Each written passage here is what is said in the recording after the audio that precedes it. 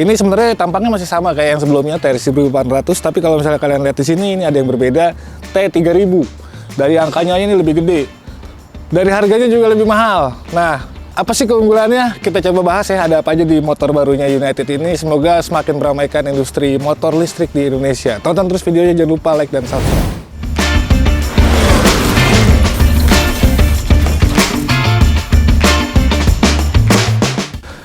Nah, kita mulai dari bagian depannya. Ini juga sebenarnya sama yang 1800 ya. Mulai dari bagian atasnya, terus di sini lampu-lampunya juga masih sama. Paling kalau misalnya ada yang beda itu di bannya. Ini katanya bannya lebih besar, ini ukuran 120/70 ring 12 ya.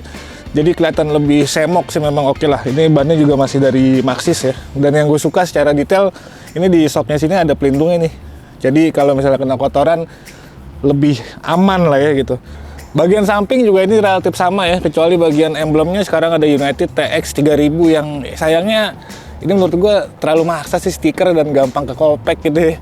Harusnya kayak sama kayak yang di atas nih, emblem kayak gini pasti bakal berasa lebih mewah karena ini harganya juga nggak murah cuy. Terus kita lihat lagi ada perbedaan di shock breaker belakangnya, sekarang pakai tabung dan warnanya warna merah. Ini mencolok banget kalau di jalan, jadi kelihatan lebih keren ya kayak di modif shock belakangnya. Terus karena ini bannya juga udah lebih besar, yang belakang sama yang depan nih sama 120/70 ring 12.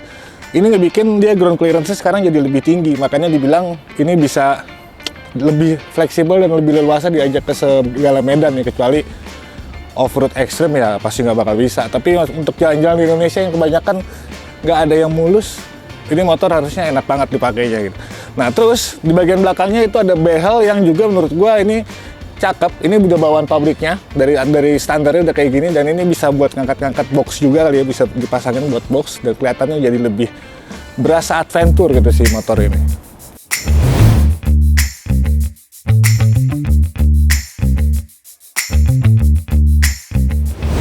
Nah, ini di panel instrumennya juga ini baru ya tampilannya, terus udah serba digital, dan mungkin karena ininya windshieldnya tinggi jadi dia nggak silau pas kena matahari ya. Informasinya juga cukup banyak nih, kalau misalnya lo lihat di sini indikator gearnya ya sekarang lagi P, terus ini ada buat nanti speedometernya juga, ini ada jam belum disetting tapi. Terus di sini ini ada mode berkendara, ini bisa dipindahin 1, 2, dan 3, makin banyak angkanya itu makin kencang ya. Dan di sini tengah-tengah ini ada indikator baterai. Nah, ada dua nih lucu nih, karena di motor ini memang kapasitas baterainya lebih banyak gitu ya. Gua nggak bisa bilang lebih besar, lebih banyak karena dia ada dua slot baterai yang bisa dipakai secara bersamaan.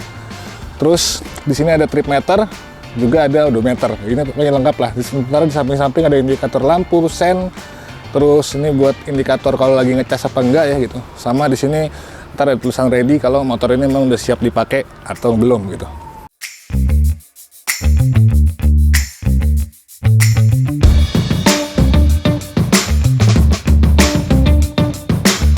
United mengklaim kalau motor ini lebih bertenaga daripada pendahulunya T1800 ya. Dia punya motor listrik 60 volt 3000 watt. Ini disokong sama dua baterai yang masing-masing itu dipersenjatai sama baterai lithium 60 volt 28 Ah tadi ya, ada sebanyak dua, jadi yang satu ada di sini, satu lagi ada di sini, dan ini bisa bekerja paralel atau secara bersamaan. Ngecasnya juga kayak gitu, tapi ngecas kayaknya bisa satu-satu bisa deh ya gitu. Nah, untuk ngecasnya sendiri itu diklaim minimal 1300, jadi seharusnya listrik kebanyakan di perumahan itu bisa untuk ngecas motor ini ya gitu. Nah ya, terus lagi yang uniknya tadi kalau lo perhatiin ya, ini jadi bukaan joknya gue suka nih. Tadinya biasanya kesini gitu ya, kayak motor-motor konvensional. Nah, ini dibuka gini, dan ada hidroliknya di sini, ada hidroliknya, jadi dia nggak khawatir jadi ya ngelos ke bawah gitu. Nah, ini keren banget sih. Jadi lebih enak gitu ya ngambil segala macamnya. Bagasinya juga cukup luas, padahal sini ada baterai. Nah, baterainya taruh di dalam sini. Terus sama di dalam situ ya, ada dua slot. Oke lah, ini kalau baterainya dicabut cuma pakai satu baterai, lebih lega lagi mungkin bagasinya. Walaupun mungkin ini nggak bakal bisa masuk helm full face. Nah, terus penyempurnaan dari generasi sebelumnya, ini buka baterainya kan yang lama tuh susah banget ya, udah gitu ininya besi. Sekarang pakai plastik, dan ini gampang banget bukanya, sudah ada tombol di sini, jadi tinggal gini doang. Nah, ini juga salut buat United mendengarkan keluhan-keluhan penggunanya dan akhirnya memudahkan ketika kita mau bongkar pasang baterai. Nah, ini buat ngecasnya juga gampang banget ya, ada dua ini. Pertama, baterainya bisa diambil. Nah, ini ada chargernya nih ya, di sini udah include sama kipas pendinginnya, jadi nggak bakal overheat. Nah ini bisa langsung dari sini, ini ada soket di sini ya, atau baterainya dicabut terus dicolok. Ini lama ngecasnya sekitar 4 sampai 6 jam kali ya, dari 0 sampai 100 gitu. Nah kalau misalnya dua-dua baterainya keisi penuh, dia bisa jalan sampai 120 km. Ini beneran oke banget sih ya, karena selama ini rata-rata motor listrik itu masih di kisaran 50 sampai 70 km. Sementara ini karena dua baterai, jadi bisa 120 km. Sekarang untuk posisi duduknya ini tergolong cukup nyaman ya menurut gue ya. Walaupun ini karena joknya lebar kali ya, jadi gue 178 cm aja tingginya, ini tetap masih jinjit ya. Masih jinjit kalau dua-dua kakinya turun. Tapi kalau cuma satu sih ya bisa lah menapak dengan sempurna. Tapi ini menurut gue masih relatif tinggi untuk kebanyakan orang-orang Indonesia karena dia joknya lebar. Walaupun ya memang karena lebar jadinya enak lah, jadi lebih nyaman gitu ya. Dibilang empuk banget juga enggak, pas ya ini busanya pas. Terus di sini juga ruang kakinya lumayan lega, ini nggak mentoknya masih jauh banget. Terus kita juga bisa ada dua mode ya, bisa nyenderan kayak gini. Walaupun yang senderannya masih pas-pasan, kaki kita masih keluar, tapi ya ini cukup oke lah buat menunjang kenyamanan. Dan gitu sini ada kaitan, dan ini juga cukup rendah dan rata, jadi kita bisa bawa barang bawaan di sini lah, lumayan lah. Jadi nggak begitu ini banget. Terus ada dua laci juga. Nah di sini ada keylessnya, ini ada lampu illuminationnya warna biru. Di sini buat aktifin ya, buat buka tutup semuanya juga ada di sini ya. Terus di stangnya ada apa aja? Ini ada buat hazard, ada buat lampu-lampu.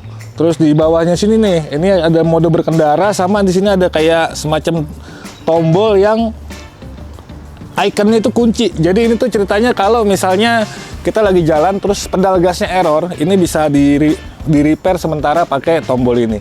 Nah di bagian sini ini ada buat beam, terus ada buat lampu jauh, lampu dekat, lampu sen, klakson, dan juga ini ada tombol kecil juga sama kayak di sebelah kanan. Ini buat mundur, jadi motor ini bisa mundur cuy.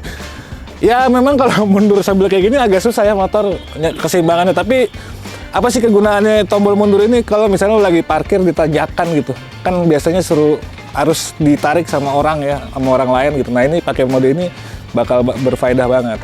Oke, nah kira-kira kayak gitulah kelengkapan-kelengkapannya. Oh iya, motor ini juga sekarang udah pakai teknologi combi brake system ya. Jadi ketika ngerem itu rem depan dan rem belakangnya aktif secara bersamaan kayak motor-motor Honda lah, CBS.